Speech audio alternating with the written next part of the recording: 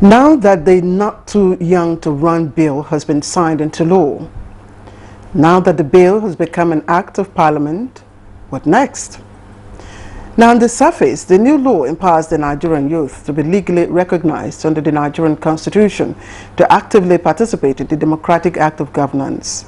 That is, the Nigerian youth now have a chance to vie for elective positions. But the ultimate goal of the bill or the law now is to get the parliament to reduce the age brackets for contesting the various positions of president, governor, member of both federal and state houses of assemblies. President Muhammadu Buhari considers the bill, which is of course now law, as a landmark piece of legislation that was conceived, championed, and rendered by a group of young Nigerians.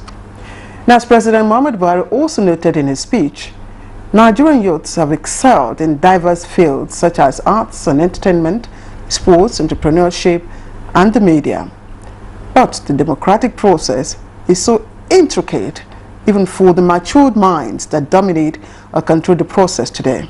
You get to hear some former legislators, for instance, recount their experiences. They tell you what you see from the outside is not the same when you get inside. Now, some of them also tell us how their ambitions have been stifled by the process.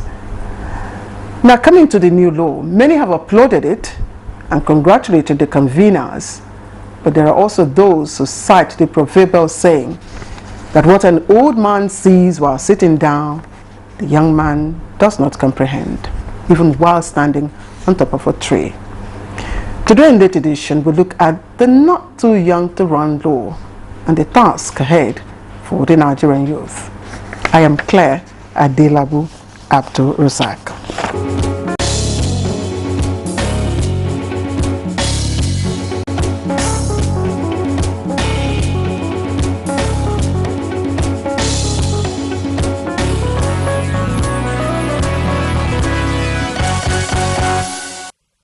Now, Mufuliat Fijabi is the CEO of Nigerian Women Trust Fund, NWTF. We'll get to hear all about it in the course of our program.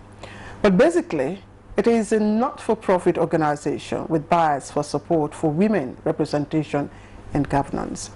Now, in the course of furthering human and institutional development, Mrs. Fijabi has served in different capacities, many of which we probably are not conversant with. But Mrs. Fijabi is very, very passionate, and I can tell you about that, about inclusiveness in democratic development and democratic process. And she served in, of course, as I said earlier on, several capacities, including the United Nations Development Program, UNDP, Democratic Governance for Development, and International Foundation for Electoral Systems, IFEs, as well as Democratic Governance for Development. Now, Samson Itodo is an elections and constitution building enthusiast. He's a pioneer of many initiatives targeted at advancing electoral reforms, but specifically youth inclusiveness and the democratic process. He heads YAGA, which is a not-for-profit organization projecting the cause of democracy. He started off as a youth activist at the University of Jos, where he also graduated as a lawyer of course not without completing the mandatory law school. But among all that Samson is known for, none would reverberate as his role in the crusade to solicit recognition for Nigerian youth via the Not Too Young to Run bill, which of course is now an act of Parliament. Ladies and gentlemen, I'd like to thank you for finding time to join me for this discussion. Thank you. Ms. Aitodu, first of all, let me start by congratulating you and indeed the entire Nigerian youths for the landmark achievement. But basically, what are your thoughts? What was on your mind as President Muhammadu Buhari, signed that bill? What were you thinking? First, I would say congratulations to every Nigerian youth, particularly the young man and young woman in the rural areas and in those villages that picked their phones and sent a text to their legislators in the State House of Assembly and the National Assembly to vote in support of this. I think they are the ones who actually deserve the credit. And what we saw was democracy at play. And as we told the President during the signing-in ceremony, that by assenting to this bill, we send a strong message to the world that we're a country that cares about inclusion, we're a country that cares about youth. But above all, being in that room that day and standing beside the President as he signed it was an emotional moment, because this was a struggle for about 10 years. 10 to 11 years just to get the Constitution amended. We operate a very rigid Constitution, so to amend, even to remove a comma or a full stop from the Constitution, you have to satisfy the conditions as enshrined in Section 8 and 9 of our Constitution respectively. We must get to third majority of votes from the National Assembly. You must also get to third of the states, that's 24 State House of Assembly, and then you get presidential assent. So it's not easy to amend the Constitution, and to have gone through this process and seeing how young people activated their citizenship, also working with the older generation that recognize the critical role that young people play in democratic governance and development, was very, very emotional and quite inspiring. And if there's anyone out there who has lost faith and hope in democracy, the Not Too Young to Run story should inspire you. If there's anyone who thinks change is impossible, the Not Too Young to Run story should inspire you. President Muhammadu Buhari had few words of, some caution, some advice, and of course some commendation. When he was talking about the fact that, look, this is not just, this is the beginning, what came into your mind? I think before the President actually made his remark, when I made my own remarks, there were three requests that we made. The first, that increasing youth participation or women participation or the participation of persons with disability requires a lot. Passing this constitutional amendment is not sufficient, because one, you need to talk about the cost of politics. You need to reduce the cost of politics. We need to look at our political parties, because the party nomination process is quite defective and very, very undemocratic. And what we did tell the President and urged him as the leader of his party to show an example, just like he has done by signing the Not Too Young to Run amendment into the law amongst the other amendments that were transmitted to him, to ensure that his party and other parties do uphold the principles of transparency, openness and accountability within the political parties.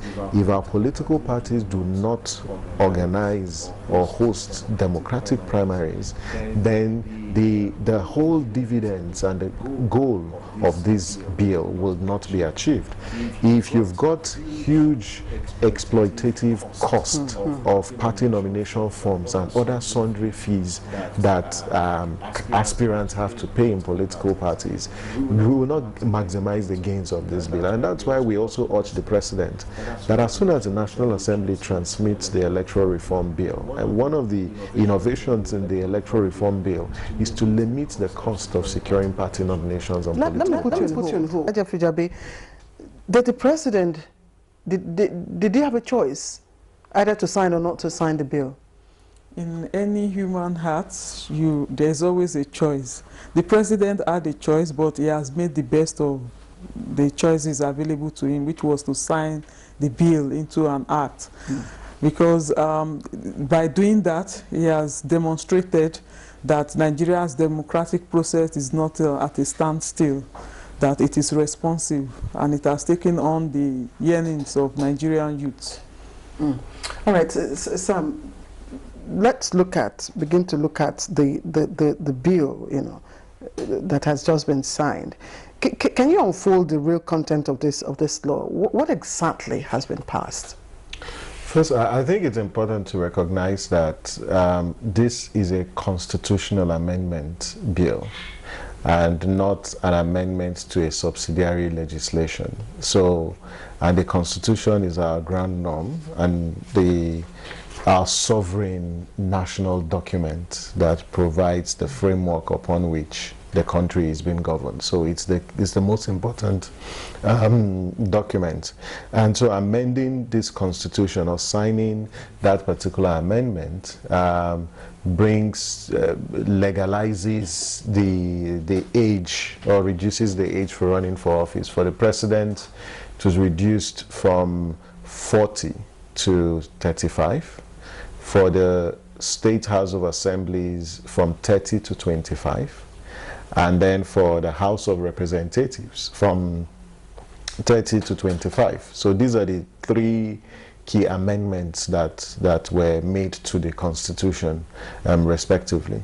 And by virtue of this assent, it has become law. It has become enforceable. So any young person who is 25 and above can actually run in the 2019 elections for the State House of Assemblies, for the Federal House of Representatives.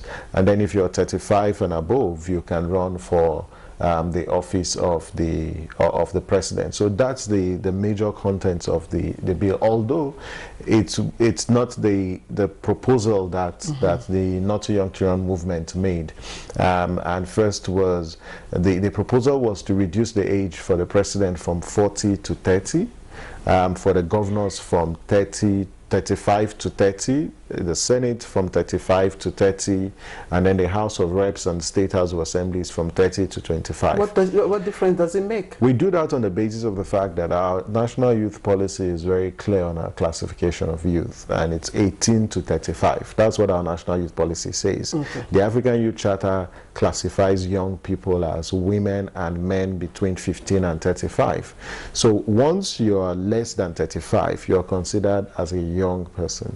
But anyone above 35 is no longer a youth within that classification of youth. So you already have a Senate and then a House of Reps and then the President that is way above 35. Therefore, any young person cannot run for those categories of office, which creates that system where the young people actually enjoy partial franchise. If you look at the Universal Declaration of Human Rights, as well as the International Covenant on Civil and Political Rights, franchise means the right to vote and the right to be voted for. But in our own clime, before this amendment, once you're 18, you can vote. But you have to wait for 22 years before you can even aspire to run for the office of the president. And that's really undemocratic. Isn't there wisdom in that? The fact that you wait for a certain number of years before you can, vie for, the post of a governor or a president, or even, to enter the National Assembly. Isn't there wisdom in that? Because at age 25, Ajah Fijabi, a youth is probably, ceteris paribus, all things being equal, it's in the university. It's still undergoing, educational process. With the kind of youths we have today, we have some of them graduating at 20, some at 18. Yes, but we've seen the outcomes. Whatever the wisdom is, the youth should be given that space first. When they have the space, then they can go out and contest for elections. And if elected, the people who are electing them should have the right to say they want them or not. you know, not by constitutional provisions that restrict them as a result of the age benchmark. So whatever the wisdom is, the electorate should decide. You know, the youth shouldn't be disenfranchised, you know, because of age barrier, which is what the Not Too Young to Run Act now, you know, has removed, you know, to some certain extent. I know Simpson does not like, you know, when he's asked this question about capacity and skills and all that. You've said severally that you want moving on, but we must look at it, because even the National Assembly, for instance, right now, the matured minds that dominate and control it, we see what is happening, you know, over and over again. We see, of course, the drama that comes out, you know, of that field. What more when you have a group of youngs, 25, you know, 30 and all that? Someone has said, look, the National Assembly is not a place for such category of youths. First, let me make the point that I think the discourse on competence and capacity and the quality of leadership Nigeria needs is a very important conversation. And as a movement, when we advocate for increased youth involvement in political leadership, we do so bearing in mind that we want, and Nigeria needs, its youthful population that can contribute to development.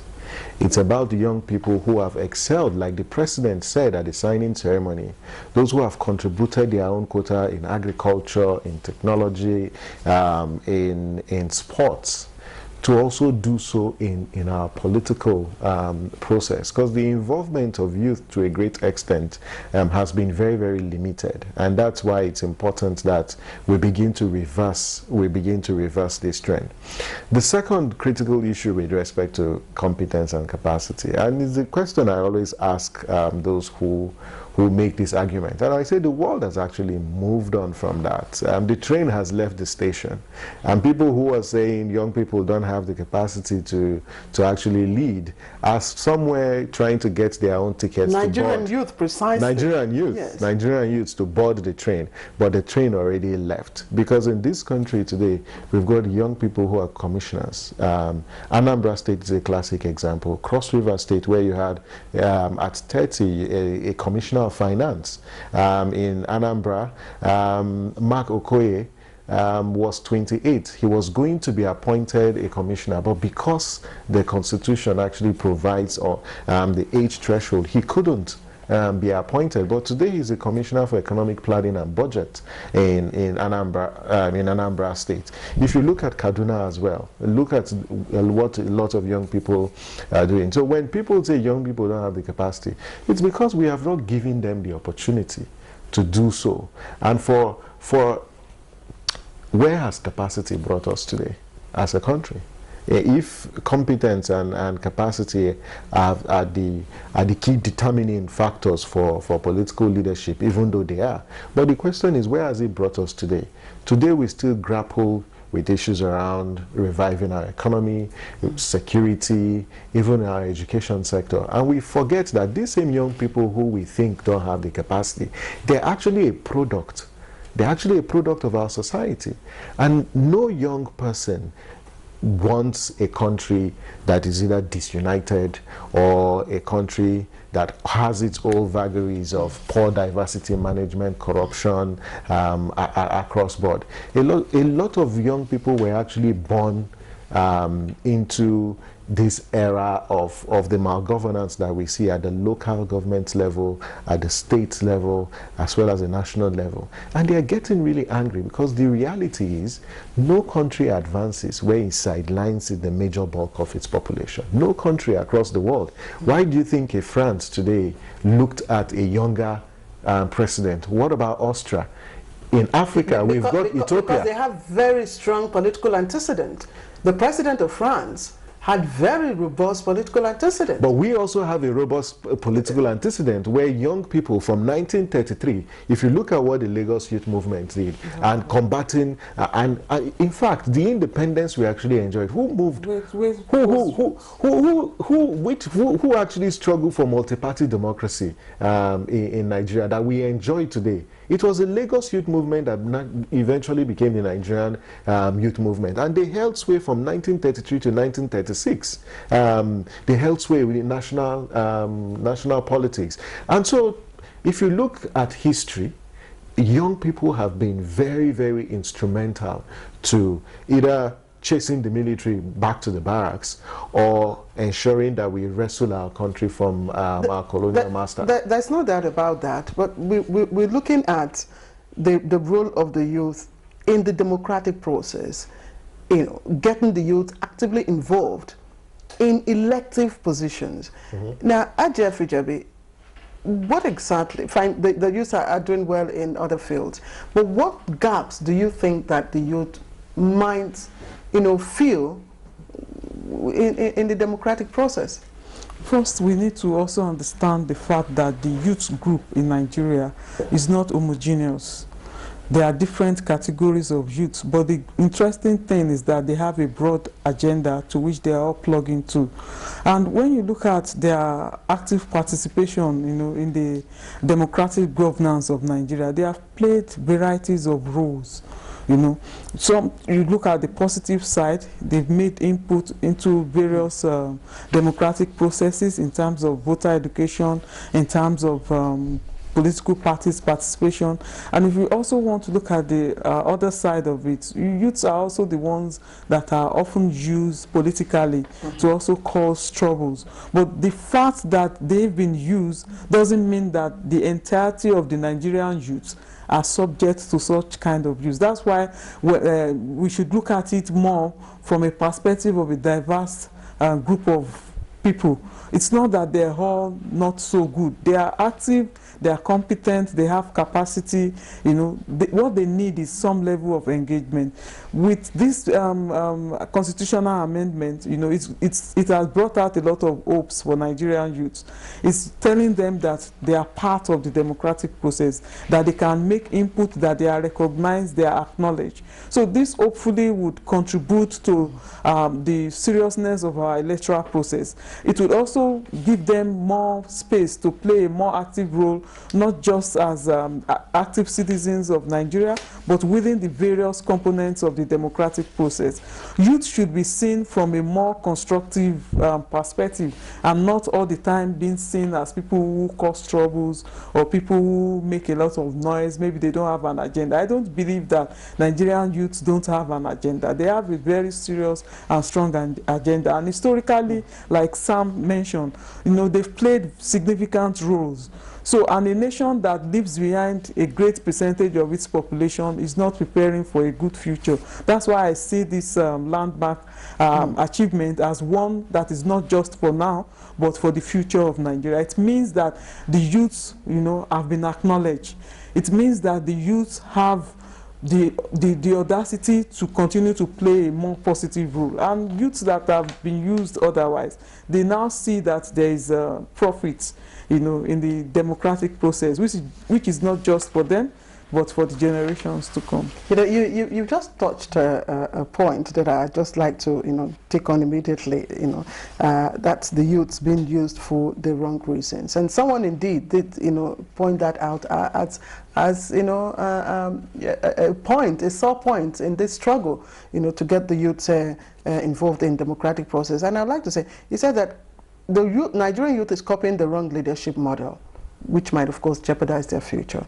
He said it is the youth that have been orientated by those using them for the wrong reasons. So what you find today is that most youth tend to blindly rally around their benefactors. And you really need to read the posts of youths on the social media to know what direction their mind is going. I think that, yeah, social media is very, very important. But if you check the percentage of youth who are actually on social media compared to those who are off social media, the digital divide is quite high. And so I think it Really? I think it would be unfair to generalize that young people actually think in that manner. To an extent, yeah, we can say that young people yield to the antics of politicians to cause disunity and political instability. But a lot of young people at different levels are doing so much for this country. If you look at security today, when you talk about civilian JTF, who are those who are actually members of the civilian JTF who are ensuring that we combat insurgency? They are all young people in the northeastern parts of the country.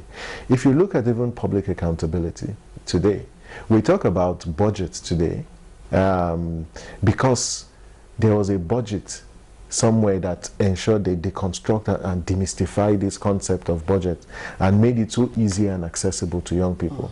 If you look at in the tech sector today, you can't talk about transformation in different parts of our national life without young people.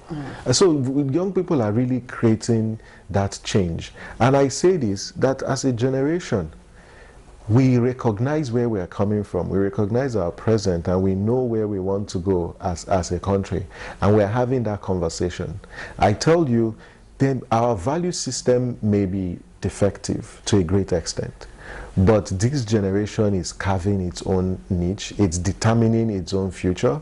You may think that that's not happening now, but there's a lot of conversation actually going on across board and in the near future, because this requires a long-term agenda that will be actualized in the next few years. This is a very good spot for us to take a break and, of course, take a breather. We're discussing, of course, looking at what next after the Not Too Young to Run bill has been signed by Mr. President into law. The task ahead for the Nigerian youth, capacity, of course, is an issue. We'll be right back.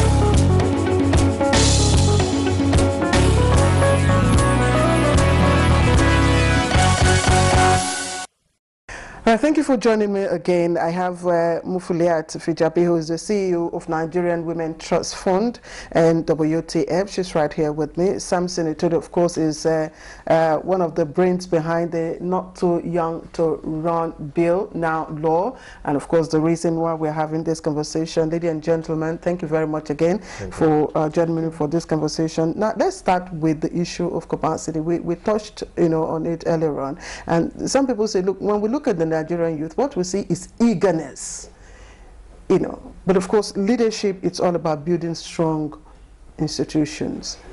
Do the Nigerian youth have the capacity to provide that kind of leadership, Sam? When you say leadership, it's eagerness. That's what a country needs to actually move forward. Because when we say leadership, what does leadership means? And for us, our own concept of leadership is taking responsibility and rendering service. Because, one of the things Not Too Young to Run will do in 2019, and our estimation or projection rather, is there will be increased youth turnout at the elections. Because one of the reasons why young people have stayed away from voting at elections was because choice is already compromised by the political parties. The kind of options the political parties give young people are the same faces who have been there for years. And if you've got these faces in our political process for decades upon decades, and then we are still battling with unemployment at 18.4%, or we are still dealing with the issues of insecurity, so why the point do we vote at elections? But one of the things Not Too Young to Run is going to do, you're going to see newer faces, and then there will be more options for voters when they go to cast their vote. And so I think when we talk about capacity, Not Too Young to Run has already inspired a lot of young people in the private sector to get into politics, because to a great extent politics is everything. By nature of our political economy as a country and as a continent, we know that access to resources or access to these so-called dividends of democracy is contingent on the state. The state has so much power. The state determines what you eat. The state determines what you wear. The state determines the air that you breathe to a great extent. And so what is the state? The state is actually politics and those institutions that provide for that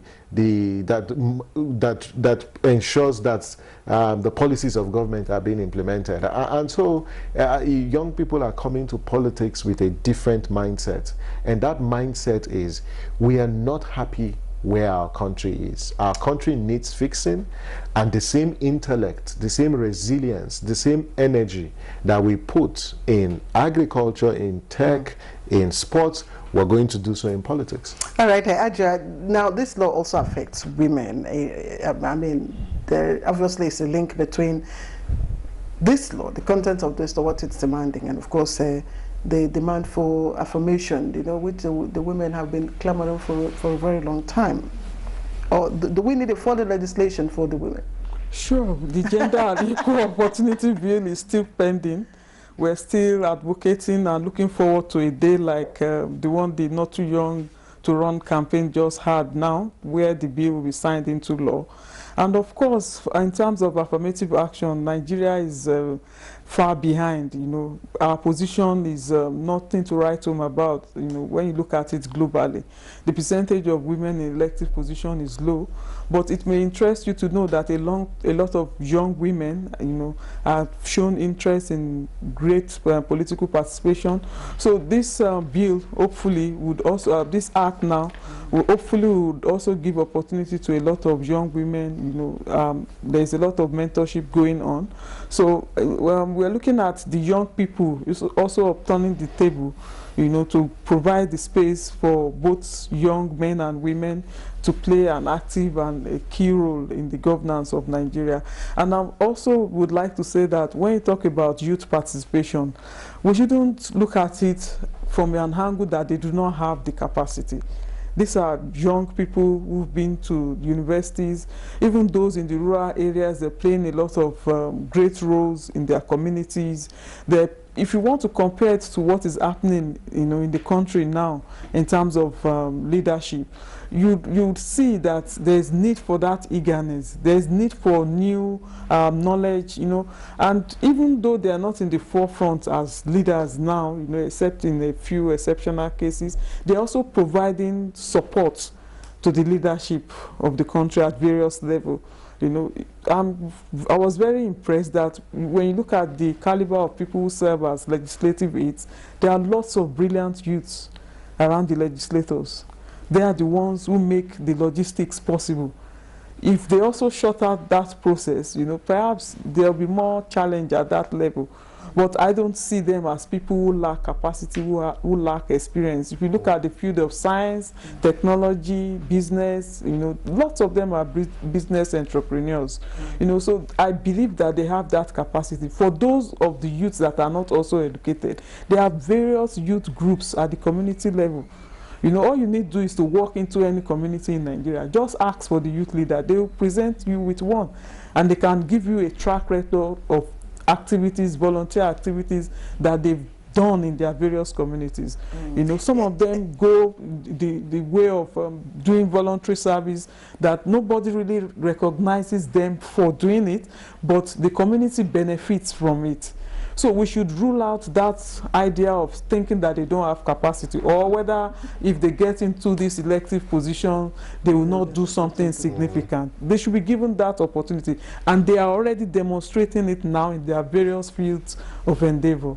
Okay, let's again, Sam, you've gone ahead, you know, to demand for 50% reservation, you know, in the political parties, and I'm wondering, getting the age reduction is one thing.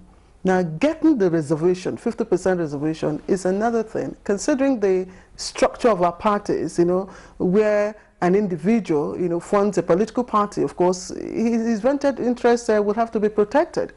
How might that be feasible? I think I need to make 2 points, and just to explain what we meant by 50%. First, our parties need to recognize, and drawing from the statements that the president made, our political parties now. That our political parties need to recognize that we have come to a point in our own political history that we can't exclude young people from politics any longer. and we must take intentional steps. We must take intentional steps to ensure that we get young people into the room. We know for sure within our context that securing party tickets is very, very difficult, because in the true sense of the word, we do not have democratic political parties. We don't even have parties that are well institutionalized in our own country. And therefore, in the short term, political parties need to ensure that within their own internal arrangements, they create spaces where young aspirants who have content and character are not sidelined or marginalized on the basis of the fact that they are young. And when parties impose candidates on party members, it excludes young people. Now, and we say this because the Not Too Young to Run has built a very strong movement. And you talked about the third force, and we told the president during the signing that the only third force that we know in this country is actually young people. Any party that wants to win elections in 2019 needs the youth vote, because 52% of registered voters as at today are young people. And so they will be the ones to determine the elections. If you want the youth vote, what young people are bringing to the table is to say, we've got lots of young aspirants. You need to give them party tickets. We're not even talking about free nomination forms. We've gone beyond nomination forms. It's not about securing nomination forms. Because what's the point? They give you free nomination forms, and at the end of the day, the party primaries are skewed in favor of certain individuals that do not even have the capacity to lead. Yes, you can give nomination forms, but the parties need to take intentional steps, and that's where affirmative action actually comes in and spread across. And we say 50%.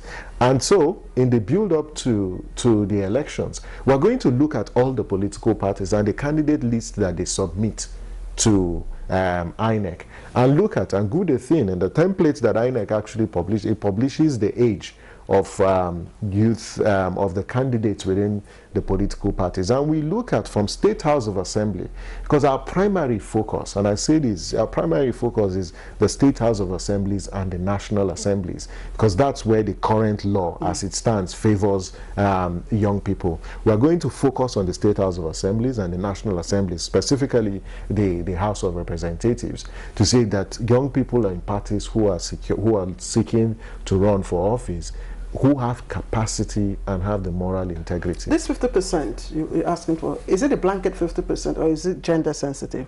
When we talk about young people, we look at young people as a heterogeneous group. We're talking about young people and young women and young persons with disability.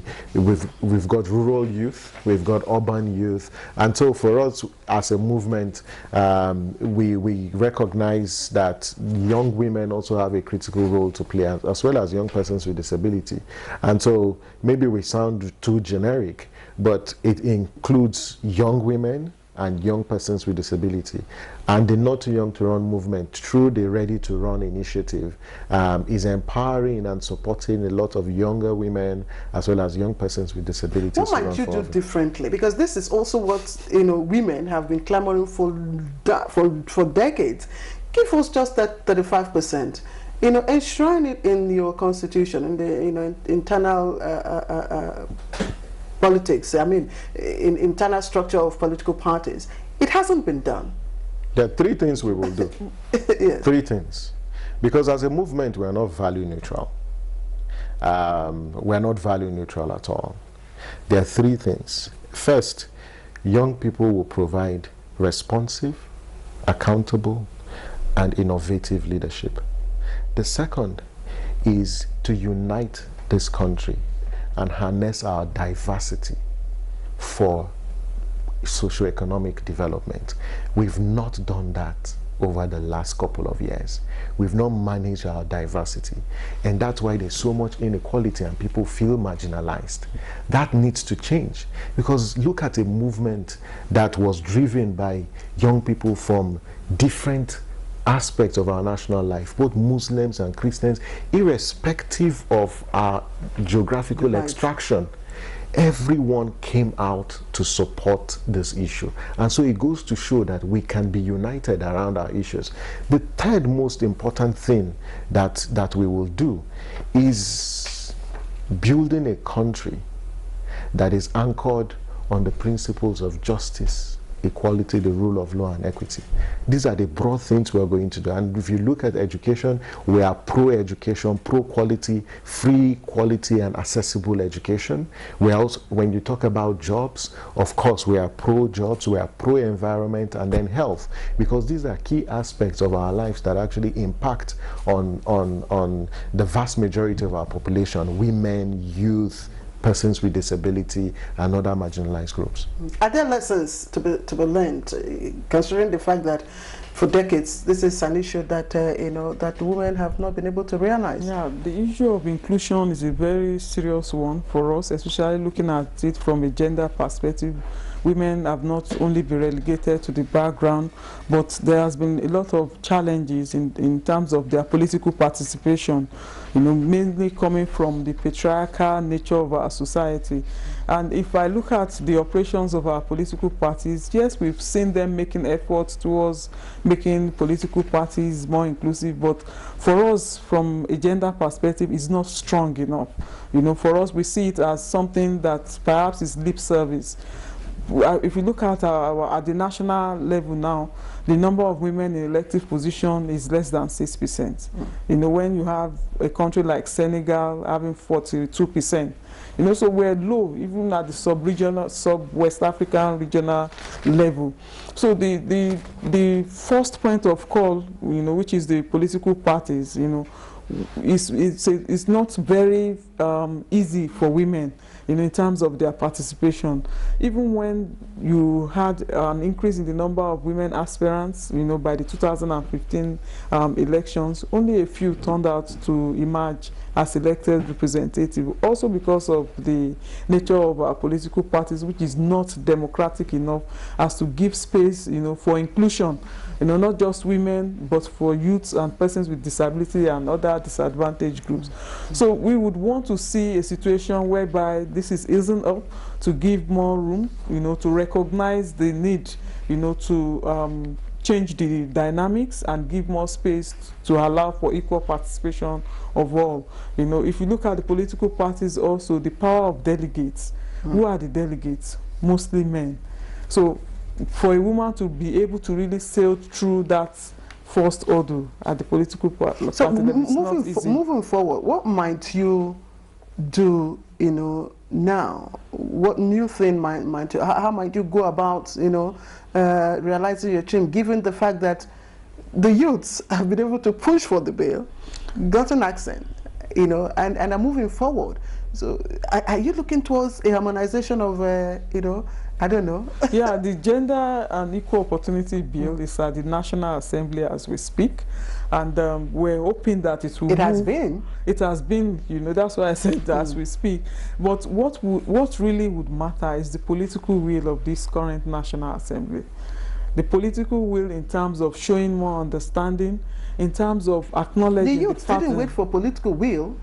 Yes, because of course the bill, the youth bill, didn't have to strive against patriarchy.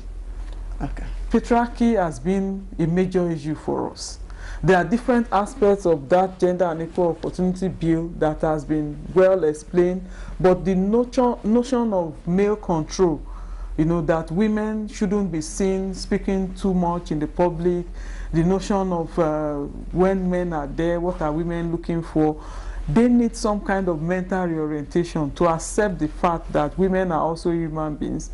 They have intellect, they can contribute meaningfully to the society, and it's not a struggle between men and women. Women don't want to become men. We are happy being women, but we're saying that we also have capacity. We can contribute to the development of this country. And at various levels, the United Nations, with all its conventions, which Nigeria is a signatory to, has said it time and time over again, that without the contribution of women, development cannot be achieved. Nigeria is a signatory to the Convention on the Elimination of forms of discrimination against women. The Beijing Platform for Action is there. So I said the political will of the National Assembly, because we look up to them to legislate laws that are gender responsive, that respect women as equal contributors to the national development of the country. Yes, I like Sam to say a few words, you know, with regards to this. Is there anything that they're not doing rightly?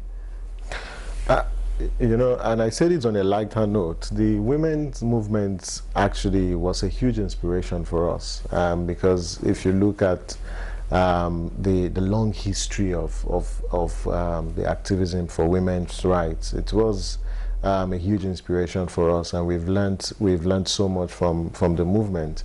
And I would say, yeah, patriarchy, it is deeply institutionalized within our system, and it will take a long while to dislodge. But if there's one lesson to learn, and which Madam Mufuli actually reflected on, was the fact that it gives hope that we can dislodge patriarchy, irrespective of our cultural or religious biases that we have, that it is very, very possible. And I want to say that in no distant time from now, it is going to happen.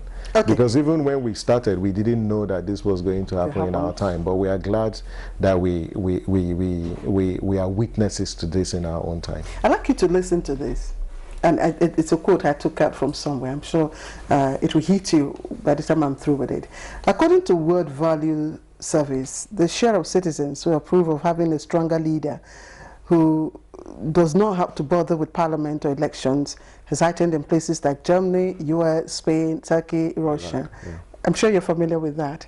It's of course a part of your speech on the future of democracy in an uncertain world. Yeah. Now, you also went on to cite that citizens are fast losing faith in democracy, and in France, 2/5 of respondents in the 2015 survey posit that the country should be put in the hands of an authoritarian government free from democratic constraints, while fully 2/3 were willing to dedicate the task of enacting unpopular but necessary reforms to unelected experts. Now, this would appear to speak to your kind of leadership that should evolve in a democracy.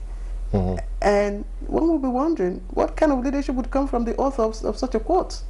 Well, so I was quoting Stephen Foer and Yasha Monk in their paper around democratic deconsolidation, that we're witnessing a rollback of democracy and the rise of populism across the world for very obvious reasons. That one, the democratic institutions have failed to deliver development to the people. People have lost faith in parliament, and to a great extent there's a cross-section of Nigerians who have lost faith in the legislature. That the legislators are there for their own personal goals or personal objectives, as well as state house of assemblies. But what this bill and our advocacy has done is to renew faith in these institutions, that despite the challenges of democracy, right, that these institutions can be engaged and we can actually influence the way they operate. Because this is one classic example. And beyond Not Too Young to Run, of course, the advocacy for openness has been there for years. But it was last year that the National Assembly had no choice, but it did what? It opened up its budget. It published its budget figures. That was really unprecedented.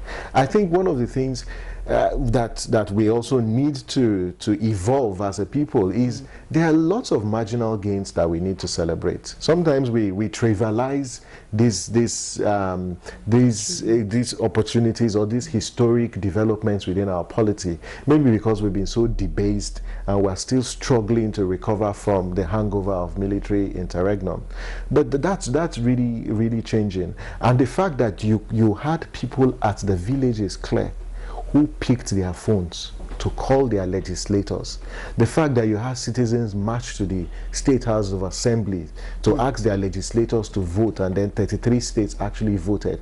The fact that Taraba State voted no to Not Too Young to Run in the first instance, and then the youth of Taraba rose up and engaged their legislators, and the State House of Assembly reconvened in 1 week and reversed its vote and voted yes. That's incredible. The fact that the National Assembly had killed this bill, and it took a lot of advocacy and condemnation and public outcry for them to bring back this bill clearly shows you that it is very, very possible, and citizens are beginning to have faith. And that's why I said, if there's anyone out there who has lost faith and hope in democracy, Not Too Young to Run should inspire you. If you think change is impossible, Not Too Young to Run should actually inspire you. Let's not forget, in 2015, no one ever thought that in our life that an incumbent can be upstaged from office. But it happened right before our eyes. So everything is possible. This obviously is the first step to, of course, a journey of 1,000 miles, as the saying goes. So what's the next step for the movement? The next step is, the movement addressed a World Press Conference yesterday, and one of the profound statements we made was, we're going to retain our identity as a non-partisan, citizens-led movement committed to the defense of democracy, transformative leadership, and political inclusion.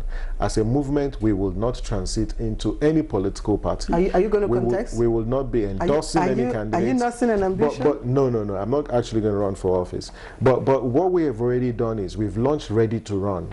And Ready to Run is geared towards identifying young people who are running into office, providing them the necessary support, and linking them with organizations that are doing trainings. And so any young person out there who is actually running for office is to go to the website www.readytorunng.org, and we will be calling them, as well as providing that support system that they need to actually The most important support they probably will need will be that of funding.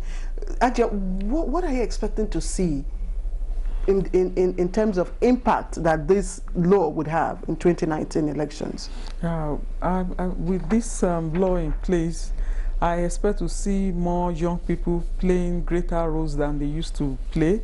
And I also expect the movement to be able to domesticate the law. When I say domesticate, they should simplify it and make sure it gets to every part of Nigeria, and do a lot of social advocacy, because it's one thing to get a law passed, it's another to get it into the public knowledge. You know, when I say public knowledge, different youths understand what it's all about and the expectations that the movement expects of them in terms of participation, you know. And I also expect that the Not Too Young to Run movement would do some kind of documentation, you know, as a best practice that other countries can learn from, you know, and other movements around bills in Nigeria can also take a lesson from. So it's not yet complete freedom for them. It's just the beginning of more work. They need to be out there, you know, to ensure that the momentum is sustained. Okay, Itodo, your last word. My last word will be that for all those who supported this movement and support the campaign, the only way the goal and the mission of this will be actualized is to go get registered, collect your permanent voter's card, and come out on the 16th of February 2019 and the 3rd of March 2019 to vote. If you don't collect your permanent voter's card, there's no way that young person will be in office. All right. Last word from Samson Itodo. Of course, he's, as I said, a pioneer of many initiatives targeted at advancing electoral reforms, but of course is known for convening the Not Too Young to Run bill, which has now been passed into law and is now an act of parliament. Samson Itodo, thank you very much. Thank you. For always a pleasure to be here. Your perspectives. Mufuliat Fijabe is also the CEO of Nigerian Women Trust Fund, not-for-profit organization that is also clamoring, of course, for inclusiveness in the act of governance with a bias for women. I'd like to thank you very much, Ajia, for finding time to join me on this conversation. Thank you for having me. All right, that's a late edition for this week. We thank you for watching. I'll be back again with another interesting topic. Bye-bye.